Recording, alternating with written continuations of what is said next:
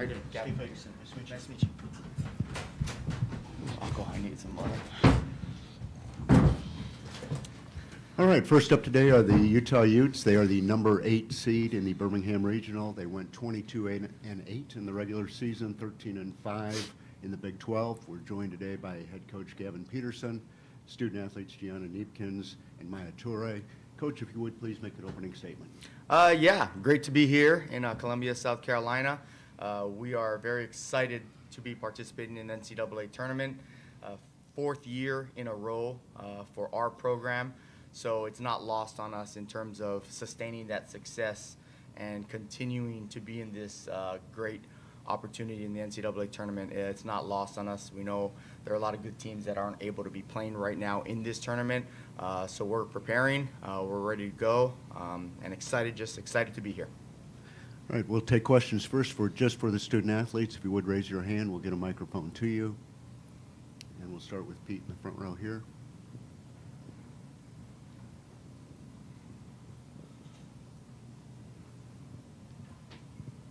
Thank you. Hey, Pete Yakabelli for the AP, for both of the players. I mean, just achieving here, being here, after what happened, after the coaching change so early in the season, it might have sunk some programs, but it seems like you guys hung together and accomplished the goal that you wanted. Gianna, you want to take that first? Yeah.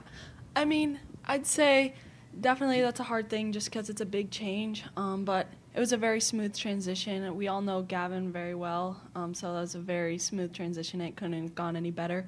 And I'd say we're grateful to be here, but we don't want to just be okay with being here. We're going to compete every game and opportunity that we have. So we're excited, but we're locked in and ready to go too. Maya?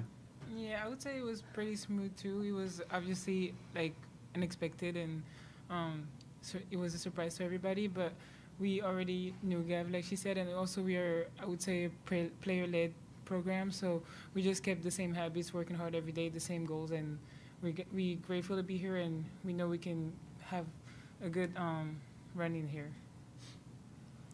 Let's go back. Yeah, let's go with Alan right here and then over to the left. Gianna, you're from Minnesota. South Carolina's, or Alan Cole, GamecockScoop.com. South Carolina's got Tessa Johnson. Did you know her at all? High school, anything like that? I didn't know her personally, but obviously just basketball community is pretty small, so I know of her. I know she's a great player. So it's cool to see just a bunch of Minnesota girls all over the country competing in the NCAA tournament, so it's cool. Let's go to the young man in blue. Hey, this is for either of you guys. Gianna, you've played almost 900 minutes this season, and Maya, you've played almost 600, I believe. How have you guys maintained fatigue and staying in shape up to this point this season, especially with so much basketball going on? Gianna? Yeah, I mean, I think we have a great support staff. Our athletic trainer, CJ, is awesome, and she helps us stay recovered and stuff. So, and with Lindsay, too, keeping us strong and knowing when to work us, how to work us. So we have a great support staff, and then also just taking it accountability yourself, getting rest, eating right, drinking water. But, yeah, just grateful to be feeling the way I do at this point in the season. Maya? Same thing. I would say we're monitoring every practice, every lift we do, and we have a great support system. And also CJ, we have rehab with her before practice, after every day. So we just make sure our body stays ready, and that's for March, and we're ready now. 900 minutes, and she still gets mad at me when I pull her out.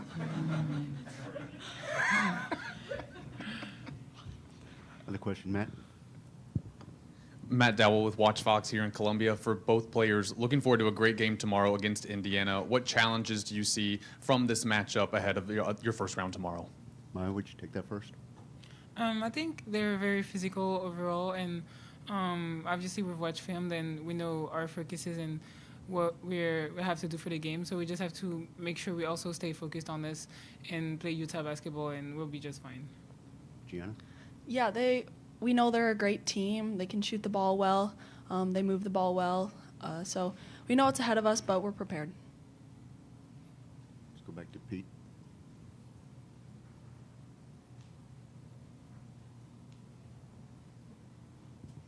Yeah, for Maya and Gianna, just being in the NCAA tournament for a number of years now, I guess is it an advantage to know what to expect and what in your mindset, what is the mindset heading in here in this latest NCAA tournament appearance?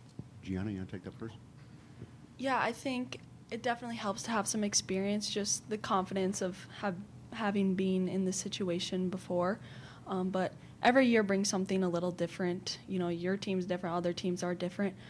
So just staying ready and attacking and being aggressive, I think, is a mindset, because the team that plays harder usually has a pretty good shot of winning. So. Oh, yeah.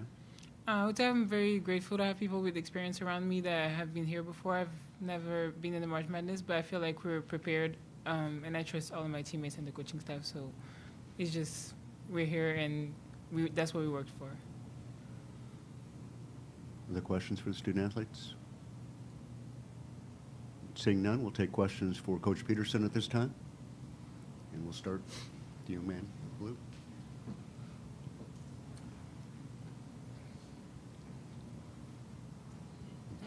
Hey, Coach. You've switched the starting lineup just 2 times this year, I believe. Mm-hmm. How important has that consistency been down the stretch for you guys? Yeah, that's something we've done as long as I've been with Coach Lynn Roberts. That's something that has grown on me, and I've kind of adopted as well. You want to just try to kind of find a groove, find a rhythm, with the one thing remaining that those players are continuing to work hard to buy into game plans and get us off to good starts.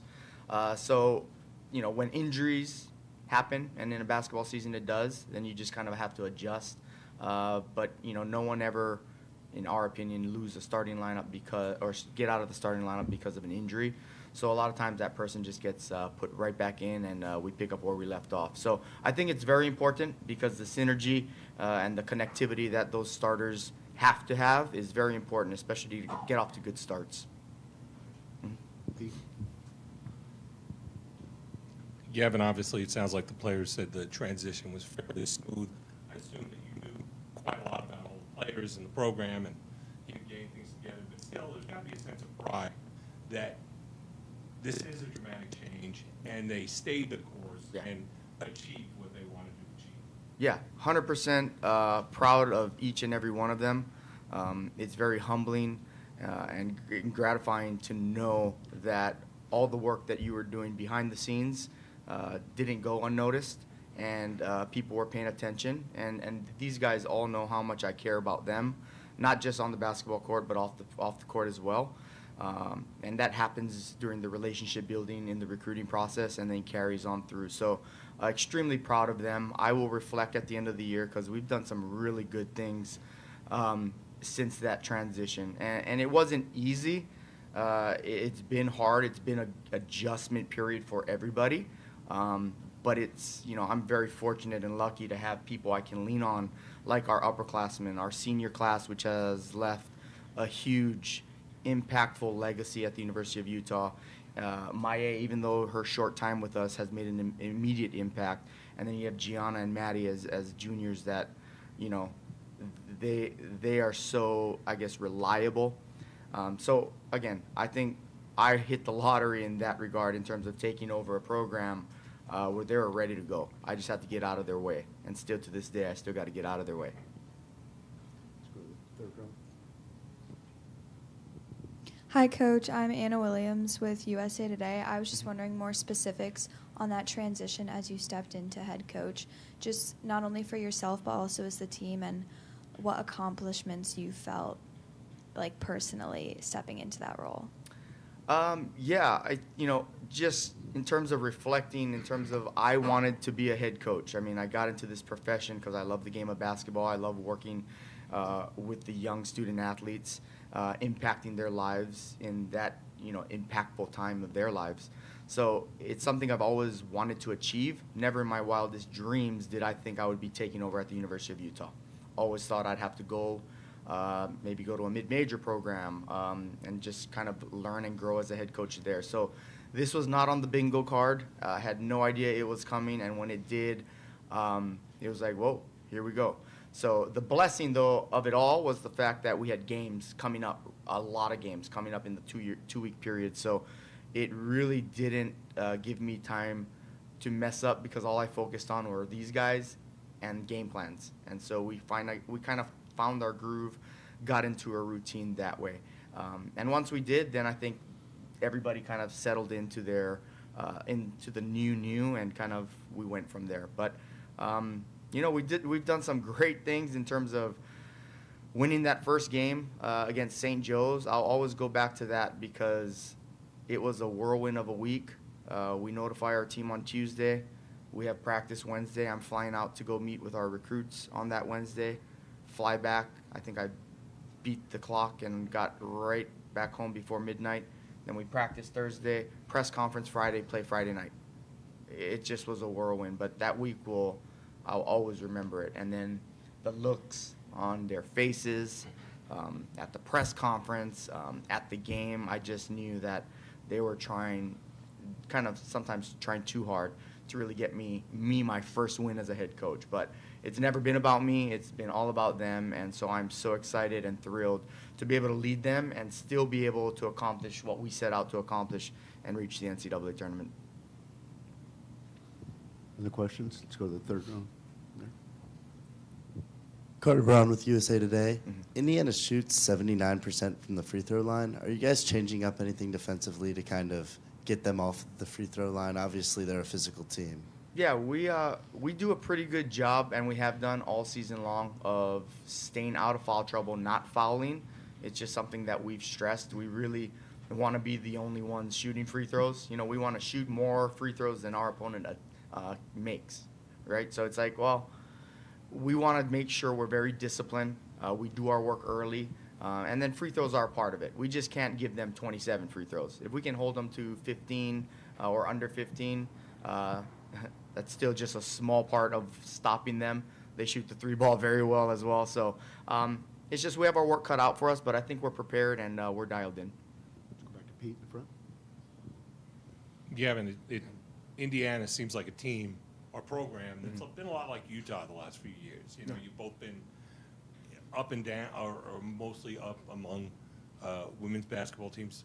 What kind of challenge is it to face a team that knows, like yourself, what it's like to be in the NCAA tournament? Yeah, Terry and her coaching staff have done a phenomenal job over the last 6 or 8 years. They've been, really good. They've been hosting the first and second rounds at their place. We got to do that 1 year. They've done it multiple times, so it's a credit to them and their program and continuing to be in that upper part of the Big Ten. So hats off to them. We're fired up just to be able to give them that opportunity to play a team like this. Similar, so it should be a good game for viewers, people in attendance. Hopefully it's a good up-pace style of play, which I believe it's going to be. And then, three-point shooting. Both teams have remarkable three-point shooters, and I'm sure they're going to try to take away ours as we're going to try to take away theirs. And so it's just kind of a chess match in that regard. But like I said, I think our kids are prepared. Our main focus is our max effort and intensity, and if we can sustain that for 40 minutes, the results are the results, and we can be happy with that as long as we make sure we take care of the things we can control. Other questions? Go to the third row there. How did you support Gianna as she was on the road to recovery after her injury? Yeah, we actually we talked quite a bit in terms of game planning. We had what we called G's keys. So we'd bother her before every game, and she'd text message us what she thought her insight was in terms of the opponents we were playing in the Pac-12. And, she did that. So she got to really see the game as we see it and as we try to prepare our team. And even still to this day, she'll text message and be like, hey, can we watch some film, watch how I believe defenses are going to guard her. And that just is a credit to her professionalism. She puts a lot of time into her game, not only on the court, but also on the mental side of things. I can say the same thing about Maya. These are the two that probably bother me. I wouldn't say bother. Bother's not the right word. They will text me to watch some film individually, and I love that. It's just that they're students of the games, and I think that's where Gianna has evolved the most. Is just I think she sees the game from a coach's perspective, and that helps her be able to be as efficient as she is on the offensive end for us. You guys never bother me. Other questions for Coach Peterson? Seeing none, we'll go ahead and let you all go. Awesome. Appreciate Thank it. you, guys. Thank you. you.